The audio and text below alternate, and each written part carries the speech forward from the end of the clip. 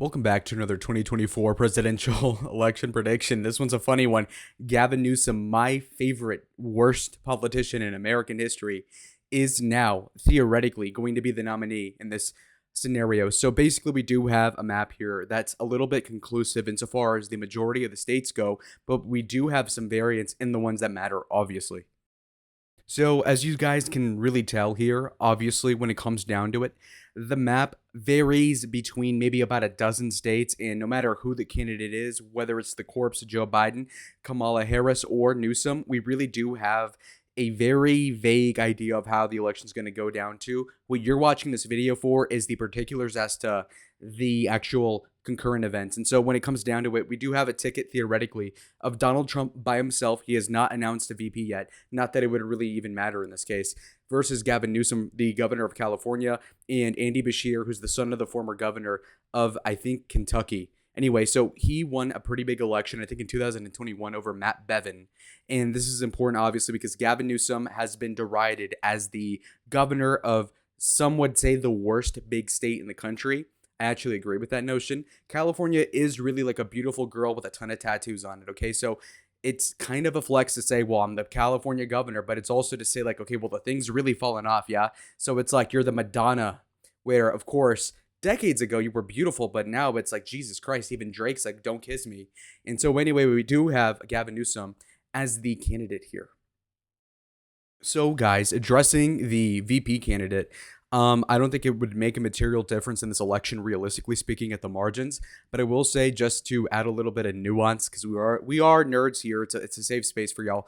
Look, when it comes down to it, Andy Beshear is perceived as a conservative Democrat, which really means nothing nowadays. Back in the day, maybe 20 years ago, there was a Clintonian blue dog Democrat sort of contingent. The last dying breed of that being maybe Joe Manchin, and then like the Down syndrome version is really espoused by maybe John Fetterman or whatever. But really, Beshear's kind of like an overture to say like, okay, well, I'm a liberal, big state Democrat, Gavin Newsom, and then you've got the not so much antichrist Andy Beshear as the Kentucky olive branch to them rednecks. So I think that's the logic right there. So first and foremost, let's look into the electability on paper of California Governor Newsom. Now, Newsom is kind of a mixed bag when it comes down to it for a couple of different reasons. Some people may say he's won several elections, but I could also conjecture and kind of just rebuttal that by saying that you're running in California, or prior to that at the city level, I think it was San Francisco, which is to say, of course, the guy really didn't have to fight, and so it doesn't matter. It's kind of like, oh, you won all these games as quarterback of a college I never even heard of. And so it's like, at that point, the program doesn't really matter. But anyway, let's see how he did in proportion with everybody else. So in my last video with Kamala Harris, you saw that she barely won in California in 2010, whereas at least Gavin Newsom in 2018 won the governorship by 23%. So that's a decent margin. Obviously, it's not super impressive either, but it's decent. It's a competent performance, to be honest. So here's another important factor to this whole thing with Gavin Newsom, is that he was literally recalled, and the recall at the state level is basically the equivalent of an impeachment in the political farce that it is. And what I mean is that obviously it's not like Gavin Newsom committed a crime here. He probably did, but who cares? My point being is, like, obviously a recall happens when you have enough petitions and or signatures to basically say like, okay, the people are pissed off. We want you out of office, Gavin. Now, this happened to him about 3 years ago. I vividly remember this. I was in Mexico City, kind of believing the black guy, Larry Elder. He was really hyped. I'm like, oh, geez, could we get a win here? And it's like, no, we actually got destroyed. In fact, we look at the margin here. Completely emasculating, by the way, for Gavin Newsom. Psych, no, actually, the Republicans got trounced. Basically, what happened here is that Gavin Newsom is objectively a bad governor, but because of political polarization, and made it so that it was impossible for Gavin to lose. So basically the result here is that it came down to, shall Gavin Newsom be recalled / removed from the office of governor? And then it literally went down to 61.88% of people saying, no, we will not remove Gavin. So we had about a 3 out of 5 vote share in California, which is about in line with the partisanship of the country, or sorry, the state itself. So that's in line. It's a little bit surprising, obviously, because like I said, he sucks as a politician in a couple of different ways, but there's one way where he doesn't suck. So another example here. I just looked up Gavin Newsom approval rating because getting the polls insofar as California is concerned, it's kind of difficult because, again, why would you poll a California at this? I mean, California's super blue. So, it just kind of defeats the purpose. If you're polling Arizona, something like that, of course, those approval ratings are kind of frequent and the investment is there. But when it comes down to surveys in a deep blue state like California, they don't really exist. So we're just going to source one from a couple months ago or make that 6. You look at this and you notice that Gavin Newsom is about breaking even in California, which may seem like a benign thing, but realistically it's awful for a multitude of reasons. Chief among them, obviously, that if you won your elections with 60% of the vote and your approval rating is only 47, that means that you're losing people. And, it's not the end of the world, but it's to say like, okay, well, you're shooting below the par. And that's not really ideal when you're trying to be you're trying to go for president in this scenario. So when it comes down to the most recent election we can source here, we've got the 2022 gubernatorial re-election campaign by Gavin Newsom. You saw that in a red wave, which was realistically not that, it wasn't that big of a deal, but basically Gavin Newsom won by about 20 percentage points, or make that 18.2% over Brian Dale, who none of us have even heard of. This is certainly an underperformance. He still won it handily.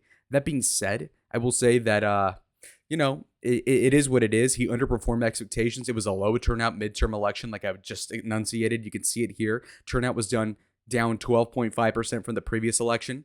So, the most recent example we've got here of Gavin is to show that he is unpopular given all the circumstances, which is a really tricky thing because on one hand, you have a guy who wins a lot on paper, but when you really break down the stats, you see that he kind of continually underperforms, minus the recall effort, which again is a cop-out because it was a polarized election between him and a Republican. I promise you, had that been between Gavin Newsom and a Democrat, that more conservative Democrat would have won, not dissimilar from the mayoral election prospects of Eric Adams as of a couple of years ago. And so you got to think about it through that prism. Now, comparatively, let's look at some other stats. Psych, I'm fooling y'all. When it comes down to it, I wanted to see what the hype was insofar as potential alternates for Joe Biden in this campaign would be. And so I look up Gavin Newsom on YouTube, very virgin, kind of very innocently. Let's see what pops up. And right now you see that you don't turn your back. Newsom defiantly pushes back on calls for Biden to step down. Gavin Newsom disgusted by Trump's debate performance, proud of Biden in quotes. Okay, so you see this, you'll notice that he's stumping for Joe Biden, which is to say, okay, well, what is he doing here? Obviously, you cannot support Joe Biden in good faith and say like, oh, the guy's completely there. But Gavin is shilling this, which is interesting. Obviously, the guy's a silver-tongued sociopath, which I love, by the way. Just as a guy who's into politics, it's a very commendable thing. If you're a fan of House of Cards, you get what I'm talking about here. But it really comes down to the fact that Gavin is kind of positioning himself in a way that is very difficult. Because on one hand, you don't want to actively snake Biden because then the people in the Democratic sphere would say, oh my God, you're disgusting. We're not going to support you against Trump. But then on the other hand, you have the fact that Biden would get destroyed by Donald Trump and Kamala will certainly get destroyed. And that is to say, of course, well, if that's the case, then clearly, associating yourself too much with Biden is a bad move. So you're in a very, like I said, a very precarious position. Like, for example, John McCain, he didn't want to be too associated with George W. Bush at the time of the Great Recession on the backs of 2 major wars in the Middle East. And yet he still got his ass kicked because he was still in a catch-22, which was of his own doing, which was that he had this neocon track record of warmongering and he got done in due to that and plus a myriad of different circumstances. Just like Gavin Newsom is opportunistically siding with Biden out of a sheer pragmatic angle. And yet his track record seemingly in California will probably indict him.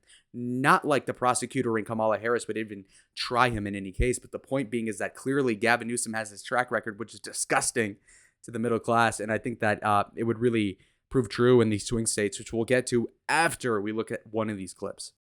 So these are one of the things that I really got to commend Gavin Newsom on.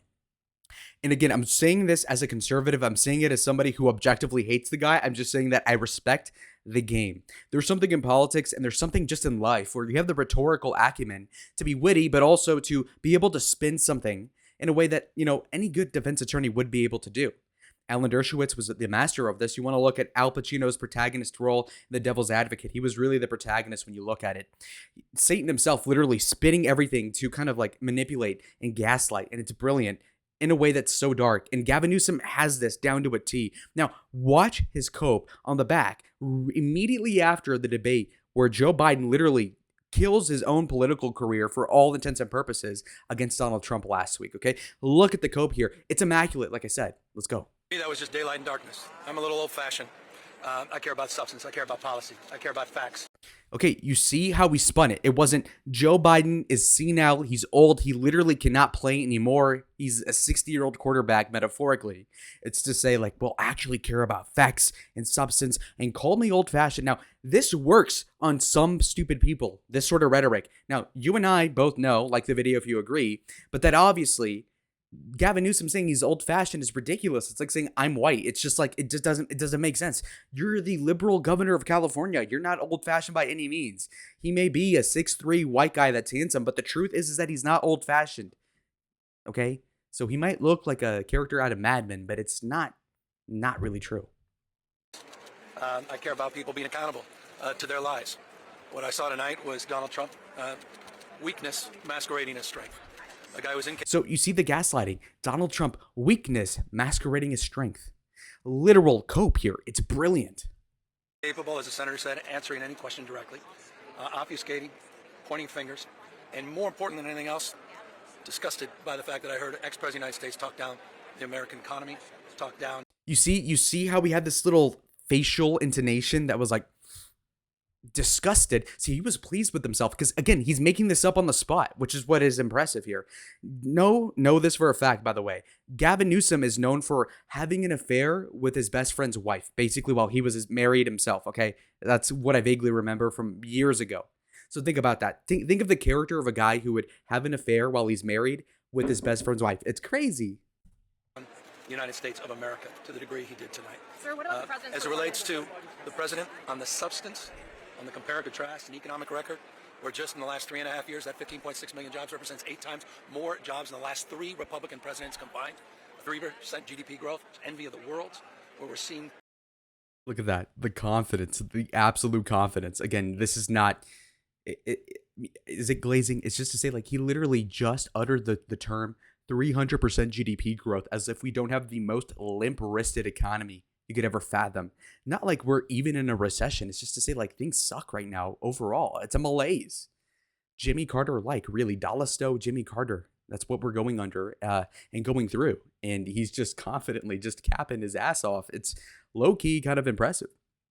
Inflation tamed down 2/3, an economic policy and a vision for the future to bring back American manufacturing. I was very proud of the president tonight. So from my humble perspective, this is not about style. This is about delivering results for the American people. And tonight, I think Joe Biden not only asserted himself, he reminded people of his accomplishments and his vision for the future.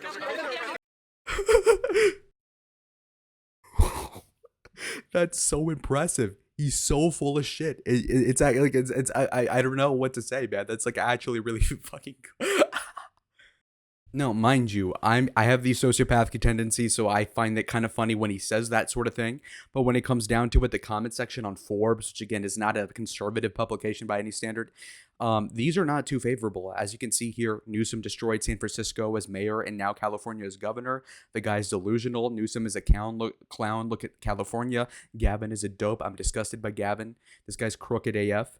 Newsom seems troubled. Bye-bye, Democrats. Dude is scary good at lying to the camera. So as you can see here, you see what I'm talking about. Okay, so overall, you see my point. He is a very good liar. If you had to have, like, for example, if you had to pick any random politician to talk his way out of a DUI, you would probably pick Gavin Newsom because he's so good at lying. You could say, officer, I drink 2 beers. You know, the breathalyzer says it's 10, but honestly, I only drink 2. That's an impressive skill. Again, I disavow it, but it's actually pretty impressive when you look at it. And so that is one little trick here. You know, when it comes down to it, could there be a debate? Let's say it's September. Instead of Biden, let's say it's Newsom versus Trump. Could you see a scenario where Gavin Newsom beats Donald Trump on the, not the merits, but obviously like in a blood sports, like when it comes down to it? Now, for you guys that are really curious, go ahead and watch Gavin Newsom versus Ron DeSantis. That's an interesting debate because obviously Gavin Newsom lost that debate, but when it came down to it, to the curb that I'm grading it on, it turns out that Gavin was really just lying throughout the entire thing. And so to have the truth against you and do that well is actually pretty impressive. I mean, it's like if you had video evidence of a crime and you got 2/3 of the charges dropped as the defense attorney, that's a W. You could say your client's in jail, you lost the election to Donald Trump. But I mean, given that you were going to lose anyway, it's not the worst scenario. And so I think that he's actually a pretty fierce competitor in that metric. But to look at the just the literature on this, so to speak, let's take a sample of what's going on here. So as anyone could see, Trump is leading Biden by about 3 percentage points in the popular vote. A crazy result to anybody had they not seen the debate. Now, granted, we do have one poll that has Biden up by 2. Thankfully, that is a poll that nobody knows about. It's ITIPP. Nobody knows what that even means. It's probably like some Chinese malware for what I care for. But anyway, we have a tie and a Biden +2. And then literally every single one of the other 15 polls are pro Donald Trump. And so that tells you that Biden was likely to lose at that point as of today. Now, granted, let's look into the Newsom polls. These are somewhat sparse, obviously, because he's not actually the nominee right now. But I mean, there's like a 10% chance it happens. Anyhow, so we're going to cover that. So when it comes down to it, Newsom is, he's still losing to Trump, and even more so than Biden, which is a tricky thing because you'd think like, okay, well, this guy's actually like 20 years younger than Joe. Probably. He's also a lot more cognitively elite than Joe Biden, and it's not really saying anything. And so he's got a functioning brain. He ought to do better. But that kind of also applies to Kamala Harris, who's also doing even worse than Joe Biden by a ton of metrics. And so you might ask yourself, well, why is Newsom failing? Well, we just read the comment section of a liberal video. It shows that people can see through Gavin's lies, not because he's a bad liar. He's really good at it. It's just that it's such a lopsided case that he just can't really talk his way out of it. You know, like you would never begrudge Alan Dershowitz for losing a case. He's one of the best lawyers ever. It's just to say that it was so bad that he shouldn't have taken it up, to be honest. Now his ratio is ruined. Anyway, so, the polls aren't looking good. Now we do have 538 to kind of like, kind of spruce things up here. We do have polls as of the last week. As you guys can see, looking more recently towards this June, basically, earlier this summer, you'll notice that, Newsom is being lapped by Harris. Insofar as the primary is concerned, obviously, nobody cares. This is a hypothetical scenario. Now, when it comes down to 1v1 versus Trump, you see that Trump is beating Newsom by 3, which is great. I think that's great for a couple of different reasons. Ostensibly, what happens with this scenario is that he still loses by a good margin. In fact, when you look at the other poll as well, you'll notice that the CNN poll actually has Newsom losing to Trump by 5 as well. So that's a brutal result. That being said, okay, let me fix the screen. Okay, so that being said, though, I think that I can't even spin it. I tried to do the whole Newsom bit. There's no, he's losing. Okay, I'm sorry. Yeah, you might think, oh, well, let's talk about the specific states. It doesn't matter, bro. Look, he's gonna lose all the states that Biden would lose. It's really tough to say that he would. Otherwise, like salvage a state like, let's say, Georgia or Arizona. There's really no reason to think this at all. So all the states that you would think would go to Trump would happen to be that exact way. Some would argue that maybe Virginia, Minnesota, these tertiary states would go to Newsom. And, maybe, yeah, they would. Probably Colorado in this case, New Mexico perhaps. But these other ones, they're donezo. Okay, the truth is that Gavin Newsom has a horrendous track record. And honestly, if Gavin Newsom were magically the governor of, let's say, Michigan or Pennsylvania or maybe Virginia, like if he were like the reverse Youngkin, he'd do great. But the truth is that not only is he the governor of the biggest state, which on paper is a really good thing to run on as president, as a nominee. Truth is that his record has been fucking terrible, and he's only been around because of the success of the party in the state itself. Let him go on the national debate stage, and he would probably do well rhetorically, but when it comes down to the brass tacks and the facts, he would get destroyed. And so much like Grifter does, when you don't double check stuff, he will do really well. But when you got some scrutiny, the rule of law, so to speak, he quickly crumbles. It's kind of like DiCaprio and Catch Me If You Can. It's like, okay, well, you can get away with a lot, but as soon as it starts catching up to you, boy, do you sink really fast. And so Gavin Newsom would probably lose to Donald Trump by a huge margin, 342 to 196. I wouldn't even player hate on Gavin. I mean, this is a loser scenario for virtually anybody. It's like dropping. It's like if you took the role of the German leader in World War II after Normandy, and it's like, dude, I mean, I don't know how the hell you're gonna fight your way out of this. Okay, it's Jover. You know, you put up your effort, but you got destroyed. Suffer. Anyway, see y'all in the next one. Adios.